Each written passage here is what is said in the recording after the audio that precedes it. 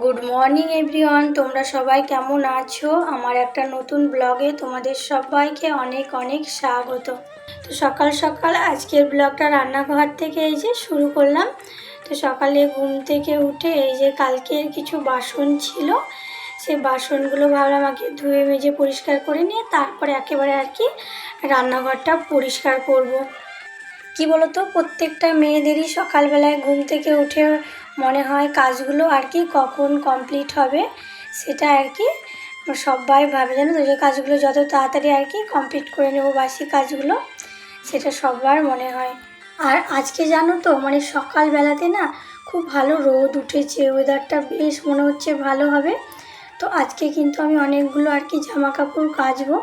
তো ভাবছি আজকে ওয়েদারটা যদি ভালো হয় তাহলে তো আমার ভালোই হবে, যেহেতু অনেক জামা কাপড় কাচাকুচো আছে, সেগুলো তাহলে আমি একটা করে কমপ্লিট করে নিতে পারবো। সেই জন্য ভাবছি এই কাজগুলো যত তাড়াতাড়ি করে নেব, তাহলে আমার জামা কাপড়গুলো তাড়াতাড়ি কেচে নিতে পারবো। তো বাসনগুলো তোমাদের সঙ্গে গল্পে গল্পে তো আমার পরিষ্কার করে ধোয়া মাজা হয়ে গিয়েছে। তারপরে এই যে রান্নাঘরটা একেবারে পরিষ্কার করে নিচ্ছি। সকালবেলায় কি বলো তো, রান্নাঘর পরিষ্কার আর বাসনগুলো যদি ধোয়া মাজা হয় না, তাহলে দেখবে মনে হয় যে সকালে প্রায় অনেকটা কাজই হয়ে গিয়েছে।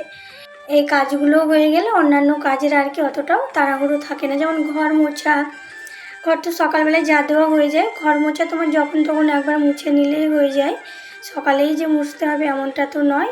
তো সবার সুবিধা মতো যখন সময় পায় তখন তার ঘর দুয়ারগুলো মুছে। তো আমি ভাবলাম আজকে এই যে হাত দিয়ে ঘরগুলো মুছে নিলাম।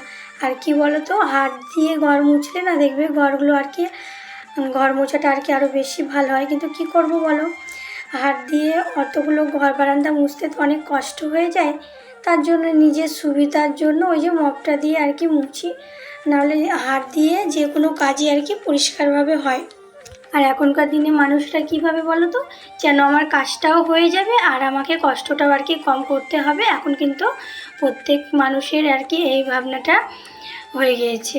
তো এই যে ওই ঘরটা একেবারে রান্নাঘরটা ক্লিন করে চলে এসে আমার ঘরে এসে আমার ঘরটা বিছানাটা পরিপাটি করে গুছিয়ে রাখলাম, দেখতে পাচ্ছ।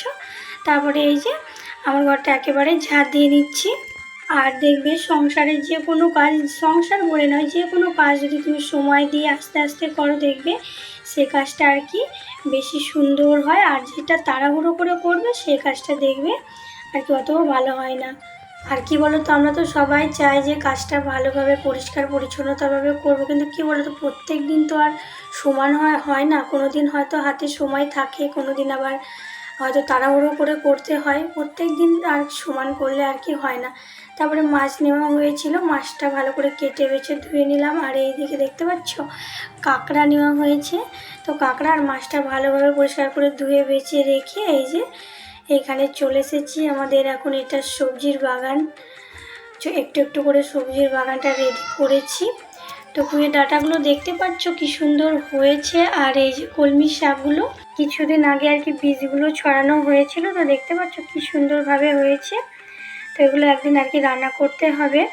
আর এই যে দেখলে তো পুঁইয়ের ডাঁটা নিয়ে এলাম, আর আমাদের গাছের পেঁপে এটা এটা দিয়ে, আর ওই যে কাঁকড়া নেওয়া হয়েছিল ওটা দিয়ে একটা চচ্চড়ির মতো হবে। পুঁইয়ের ডাঁটা, পেঁপে আর কিছু সবজি দিব ওর মধ্যে, বেশ ভালো লাগে খেতে কাঁকড়া দিয়ে রান্না করলে। আর ওই যে মাছের ঝোল হবে দেখলে। তো এই যে সবজি যা যা কাটার ছিল সমস্তটা কেটে নিয়েছি। এখানটাকে একটু পরিষ্কার করে নিয়ে ছেলে দেখলে তো আমি দিকে সবজি কাটছিলাম, আর ছেলেকে কিন্তু আমি পাশে নিয়ে পড়াগুলো দেখিয়ে দিচ্ছিলাম।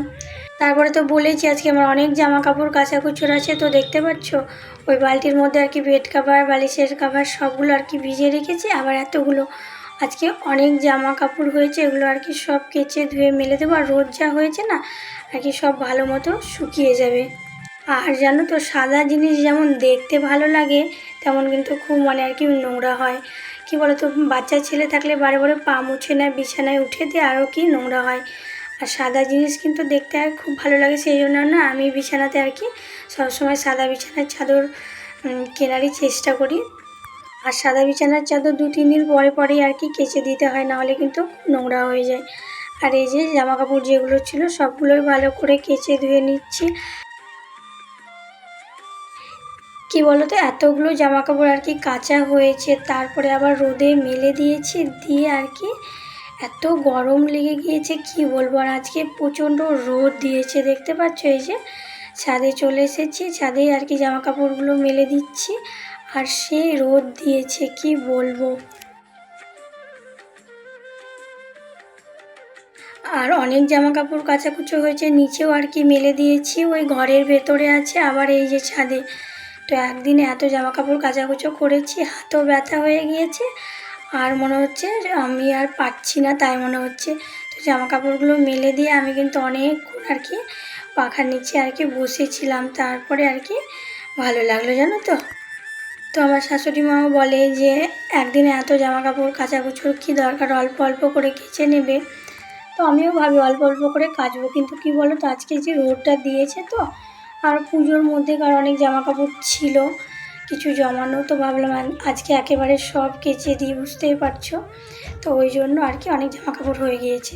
তো জামা কাপড়গুলো মেলে দিয়েছে আমি, ঘরটা তো আমার মোছা হয়েছিল না। ভেবেছিলাম যে আমার জামা কাপড়গুলো আগে কেচে নিই, তারপরে ঘরটা আর কি পরে মুছে নেব। তো ঘরটা ভালো মতো মুছে নিয়ে তারপরে ভাবলাম সমস্ত আর কি বাড়ি ঘরগুলো আরেকবার ঝাড় দিয়ে নিয়ে একেবারে আর কি স্নান করে উঠে যাব। তো ঘরের ভেতর সব পরিষ্কার করে ঝাড় দেওয়া হয়ে গিয়েছে। আর এই যে দেখতে পাচ্ছ উঠোনে চলে এসেছি। আর দেখতে পাচ্ছ কি রোদ দিয়েছে। আর সত্যি বলতে গেলে কি বলতো, উঠোনে মনে হবে নোংরা নেই, কিন্তু ঝাড় দিতে গেলে না আর কি নোংরা আছে সেটা বোঝা যায়। আর যেহেতু আমাদের উঠোনে এই যে কাঁঠাল গাছটা রয়েছে, ওই জন্য আর কি নোংরাটা হয়, নাহলে একবার ঝাড় দিলে আর কি নোংরা থাকে না। আর কাঁঠাল গাছটার জন্য আমাদের বাড়িটা অনেকটা ঠান্ডা, জানো তো। তো এই যে স্নান করে একেবারে দুপুরে খাওয়া দাওয়া করতে চলে এসেছি। এই যে দেখতে পাচ্ছ ভাত আছে, এইখানে আছে সেই পুঁই ডাঁটা দিয়ে কাঁকড়ার চচ্চড়ি, এখানে একটু সয়াবিন আলুর তরকারি আছে, আর টমেটোর চাটনি, আর ওই যে মাছের ঝোল। তো এটা দিয়ে আজকে আমরা দুপুরে খাওয়া দাওয়া করেছি। তারপরে এই যে দেখতে পাচ্ছ লেবুটা, তো লেবুটা আর কি আমাদের গাছে হয়েছিল, মৌসুম্বি লেবু। দেখতে পাচ্ছ কি সুন্দর, খেতেও বেশ মোটামুটি ভালোই হয়েছিল। তারপরে বিকেলে এই যে সবজি বাগানে এসেছি, এখানে একটু আর কি কাজ করব। কি বলো তো, আমাদের তো ছাদে ড্রাগন ফলের গাছ লাগানো আছে, তো ওখানে তো ঘাসে ভর্তি হয়ে যায়। তো আবার একটা ড্রাগন ফলের গাছ আনা হয়েছে, সেটা আর কি এখন এখানে বসাবো, আর কিছু কাজ আছে ওইগুলো করব। তো এই যে দেখতে পাচ্ছ ড্রাগন ফলের গাছটা কিন্তু খুব সাবধানে তুলতে হচ্ছে, কারণ কাঁটায় ভর্তি, আবার যদি ডালগুলো ভেঙে যায় তাও একটা আর কি ভয় লাগছে, জানো তো। তো সাবধানে আস্তে আস্তে আর কি গাছটা মানে দেখে নিচ্ছিলাম কোথাও আর কি কোনো আর কি ফল্ট আছে কিনা। তো দেখলাম না, বেশ ভালো আছে। তো এটা আর কি কোথায় বসাবো সেটাই আর কি ভাবছিলাম। তো এটা আর কি আজকে সবজি বাগানের মধ্যে বসিয়ে দেবো। তো এই যে এইখানে আর কি গাছটা লাগানো হলো। তো গাছটা তো ওই যে এখন বসালাম, দেখা যাক কতদিন লাগে আর কি গাছটা আর কি ফল দিতে। আর আমার জানো তো যে কোনো গাছ লাগাতে, ফুল গাছ লাগাতে খুবই ভালো লাগে। দিন দিন যেন গাছেদের প্রতি আর কি ভালোবাসাটা বেড়েই চলেছে, জানো তো, যত দিন যাচ্ছে। আগে হয়তো এতটাও ভালো লাগতো না, করতাম কোনো রকম, কিন্তু এখন আর কি মানে খুব মন থেকে ইচ্ছা করে যে এই গাছগুলো করার জন্য। সময় না পেলেও ওর মধ্যে আর কি আমি সময় যত ব্যস্ত থাকি না কেন, সময় বার করে আর কি ফুল গাছগুলো, এই যে গাছের প্রতি আর কি আমি যত্ন করি, জানো তো। আর কি বলো তো, প্রকৃতির সঙ্গে সময় কাটালে কি হয় জানো তো, মানে নিজের মনটা না মানে অনেকটা ফ্রেশ হয়ে যায়, জানো তো। আর এই যে দেখতে পাচ্ছ আমার সামনে কারি পাতার গাছটা অনেক বড় হয়ে গিয়েছিল, তো ওটা আর কি ছোট করে কেটে দেওয়া হয়েছে। কারি পাতার গাছ নাকি 3 ফুটের বেশি করতে নেই, ওই জন্য। তো কারি পাতার গাছটা আমি অনেকবারই কেটে দিয়েছি, তো ওইরকম হয়েছে। এবার আর কি আরও সুন্দর হবে। তো সবজি বাগানে মোটামুটি কাজ কমপ্লিট করে ভাবলাম একটু বাগানের দিকে যাই। তো বাগানের দিকে এলাম, আর এই যে দেখতে পাচ্ছ সব মুরগিগুলো এদিক সেদিক আর কি খেলা করে বেড়াচ্ছে, দেখতে তো বেশ ভালোই লাগছে। আর এই যে বাইরে যে মুরগিগুলো দেখছো, এদিক ওদিকে আরও অনেক ছড়িয়ে ছিটিয়ে আছে, সব এগুলো কিন্তু দেশি মুরগি, জানো তো। তো যে সকল বন্ধু আমার ব্লগটা এখন পর্যন্ত দেখছো, আমার সাথে রয়েছো, তাদেরকে অসংখ্য ধন্যবাদ গো আমার ব্লগটা দেখার জন্য, আমার এত সময় দেওয়ার জন্য। আর যে সকল বন্ধু হয়ে আমার পাশে রয়েছে, তাদেরকেও আমার অসংখ্য ধন্যবাদ আমার পাশে থাকার জন্য, আমাকে সাপোর্ট করার জন্য। তো চলো আজকের ব্লগটা আর বড় করলাম না, এখানেই শেষ করলাম। দেখা হবে একটা নতুন দিনে নতুন ব্লগে। তো তোমরা সবাই ভালো থেকো। তো চলো আজকেকার মতো টাটা।